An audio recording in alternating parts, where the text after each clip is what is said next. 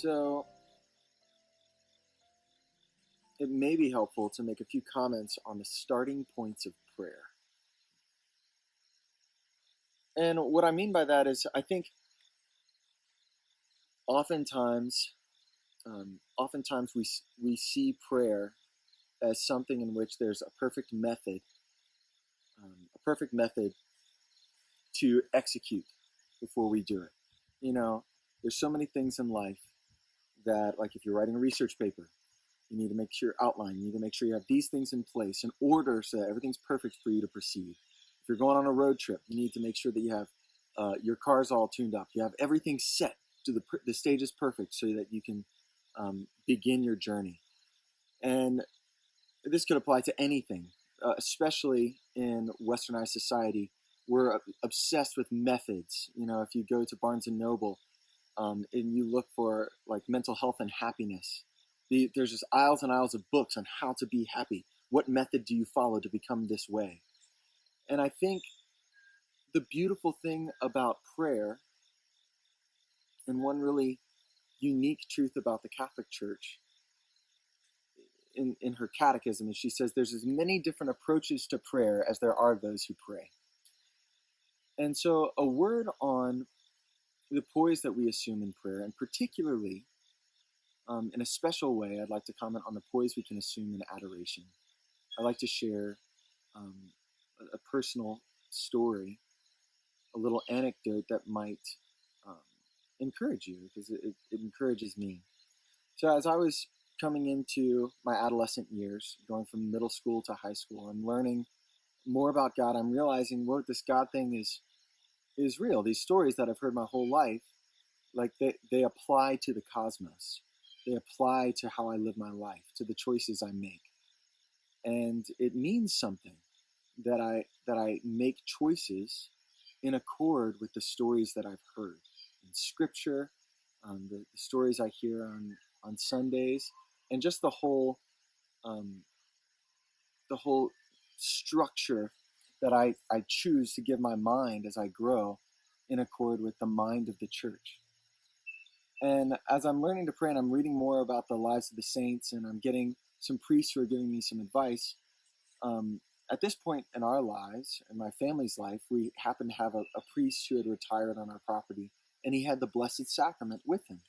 And at any time, we were invited, the children in the house and my parents were invited to go spend time with the Blessed Sacrament. And I didn't really know how I should do that, because I'd seen it done before and it seemed so rigid, and it seemed like there was a perfect method that you had to have before you went into adoration, or else it was just inappropriate. And I remember talking to Mom about it, because my mom was like, you should go to adoration. And I was like, I don't know how to do that. I can't do all that stuff. I'm not a priest, you know? And she said, what do you do with a friend? You know, do you do your homework sitting next to a friend? Would you enjoy a meal next to your friend?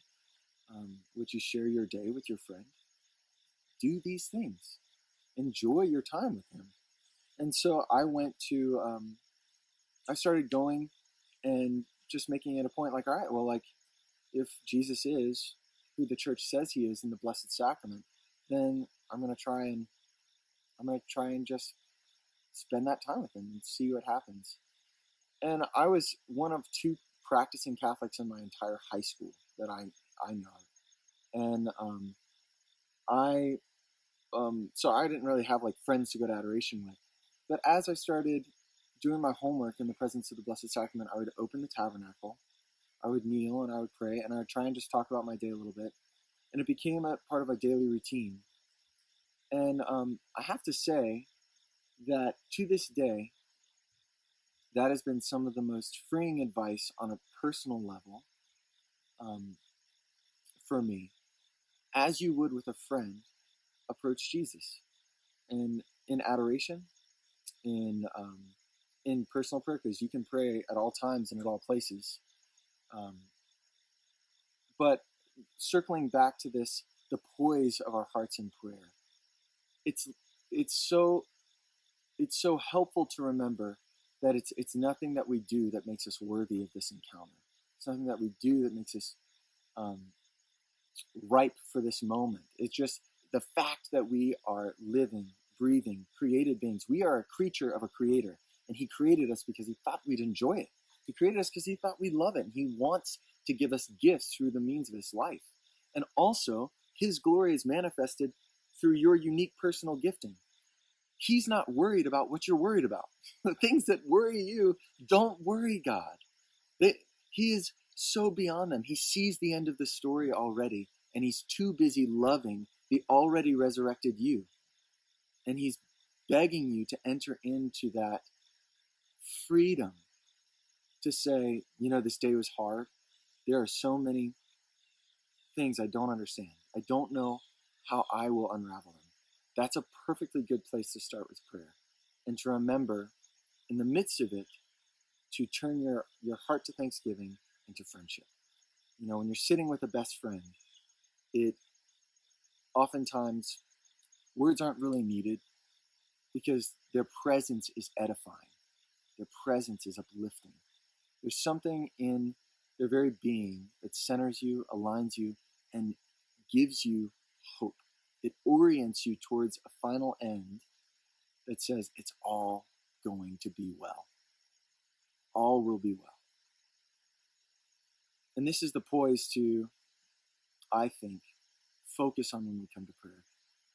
Bring petition, bring thanksgiving, bring adoration. But if you say nothing else, practice fixing your eyes and just saying, I love you. Sometimes when we're so distracted by the things that we think we want, or the things that we think we deserve, or the things that we think we need, and they set a tone in our heart that's less than gracious, fixing our eyes on the body, something tangible and corporal, fixing our eyes on his body and saying, I love you. I love you. I love you.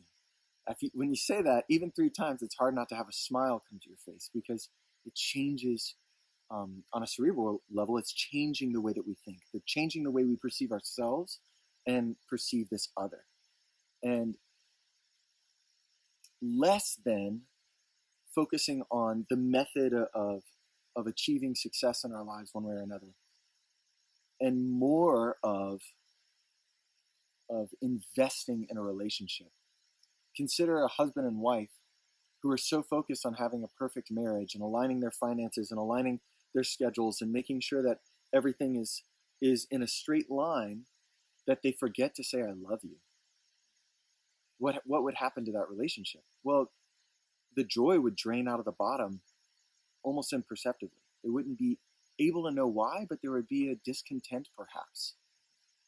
Because people aren't made to find the measure of their worth in the way they execute their life. Because none of us are omniscient, none of us are all powerful. What matters is that first we understand our own belovedness, and from this our life flows out. And our life, as a rule, welcome to humanity, our outflow of our life from our soul is going to be imperfect. But with the friendship of God, there's such freedom in letting our imperfection be a source of joy and a source of sweetness.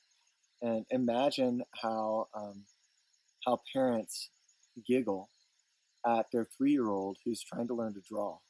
And it's an imperfect drawing, but the parents delight in that, right? They delight in that. Imagine the sweetness of best friends trying to learn a new skill. And they're both, jumbling it up, but there's a delight in that because it's not in perfectly executing anything. And that applies to all things. It's not in the perfect execution of things. It's in the relationship that our delight dwells. And so I invite you, as you poise your heart for prayer, to understand that this is always how God sees us. And imagine him with the apostles as they're learning and falling on their face over again. He first sees them as beloved. He sees their future with him in heaven. And he understands that this is all part of learning to walk. Learning how to love is just like any other thing. And so, yeah, I just wanted to to share that it's been helpful with me, because as I grow and as I get older, and as some things in my heart seem to be so stubborn to practice or perfection, and trying to iron out certain things, I realize that at a certain point my human capaciousness, my own capacity, fails to work on this thing or to perfect it, and that only God and only His timing um, can work out these things in my life. I played my first game of golf 2 weeks ago. I wasn't very good at it. But what I would say is that at the moments when I was focused on enjoying the relationships of the people around me, and less on mastering the swing, everyone around me was like, "Wow, it was amazing that like you had a killer swing." I was like, "Wow, I wasn't even thinking about it."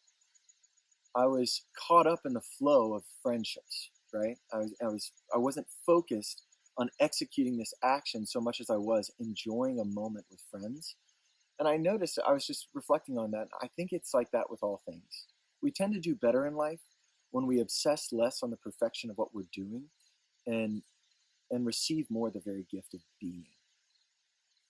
And being is we're built for relationship. So as we enter prayer,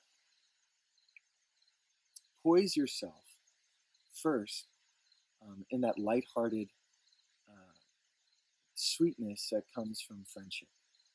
And if you don't know how to be a friend yet, that's okay. A lot of us don't.